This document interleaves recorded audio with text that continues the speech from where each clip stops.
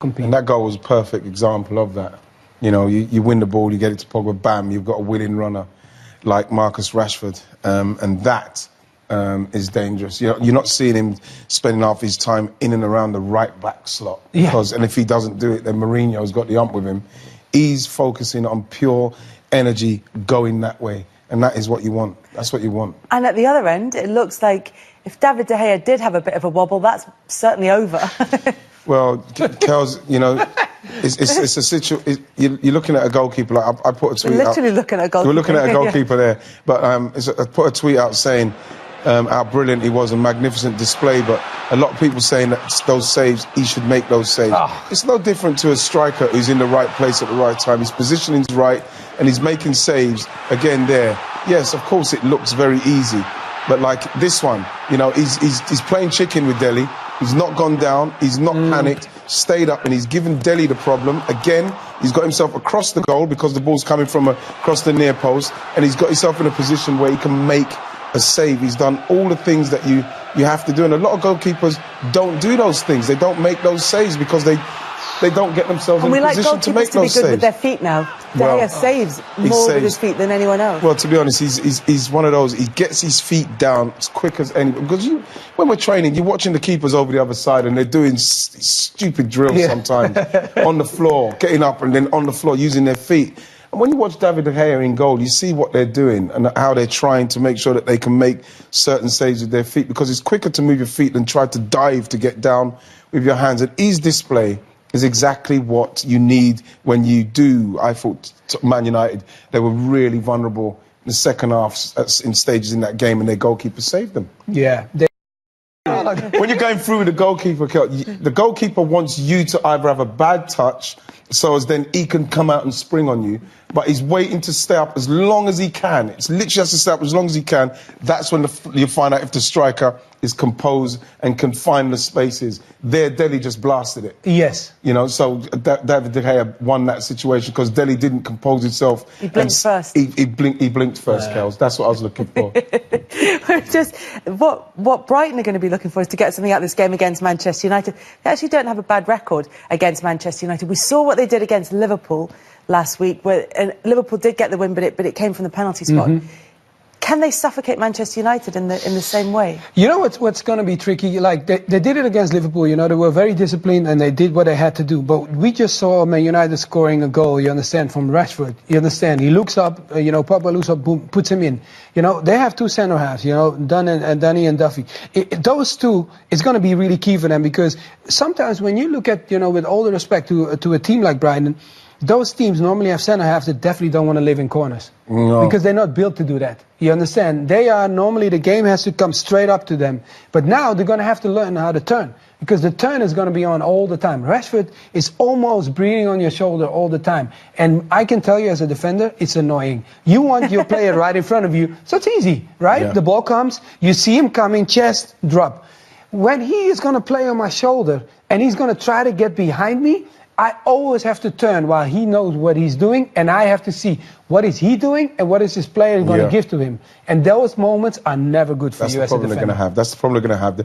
I think that Pogba is going to be a major part in this, and obviously, them playing at Old Trafford. You know, I know they've beaten them twice at the Amex, but they're going to have to play deep. Yeah, they're going to have to play deep, because if Pogba's got time on the ball, and whether it's Rashford or Martial, like you say, if the left back or the right back are not in their positions, then Dunk and Duffy are going to be taken into areas where they don't want to be, like any defender, like you said, don't want to be, and it could be a really long day for them. And Man United, in the current form, even if they play deep, Man United will still play and they will make openings for them. It's going to be a very difficult game for Brighton. He was talking about attitude, and that's what it is, because the game against Spurs is the game where everyone was saying, oh yeah, but the teams that Man United have beaten, they should be beating them. Spurs is the test. Now they're saying, well, that's not the test. Brighton's the test, because it's their attitude. Can they consolidate that win? And I think they will do it, because I think they're in the frame of mind now. They've got momentum now. On the subject of attitude, let's hear from Manchester United's World Cup winner, Paul Pogba.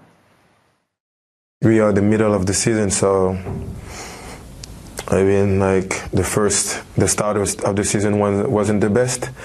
Then now the start of the mid season is much better. That's what I would say. We get more results. We have wins. So yeah, of course we would say happier than the start of the season. 6 wins in a row, if you include the league and the FA Cup. How much are you guys enjoying yourselves at the moment? It's great. It's always good to win. You know, that's what we play for, to win, to get victories, and to go back to the top. So we're on the way. We didn't do nothing yet, even if it's something, but we always want more. We want to challenge ourselves and focus on the next one. How much of a statement that... Win big games, and that's what we did. The performance was great from everybody, for all the players. David De Gea, obviously, and now we got the result that we wanted, and we show on the pitch. And for you personally, 4 goals, 4 assists in recent times in the Premier League. Is it as simple as just playing further up the pitch, getting in the box more? Is that why your stats have been so impressive? I get a lot of chances, being higher up on the pitch, more assists. I would say, yeah, can have a bit of luck as well. But like I said, you always create your own luck. But no, it's true that I'm happy playing up there with the player I have around me as well, that they help me. All the team that they help me, so it's easier for me. And with your form and with the club's form, how confident are the team now about being able to make it back into the top 4? The manager was even... Stuff, I like what you said earlier, keeping it simple. Some of the times you can keep it simple. Yeah. When he's playing and he's on and you see those little touches he's doing, it's what you're paying the money to see. Yeah. It's what you want to see. So it's all smiles at Manchester United. Talking of which, here's Jose Mourinho. Sometimes we comment what we see, but we don't know what is behind the scenes that influence what we see.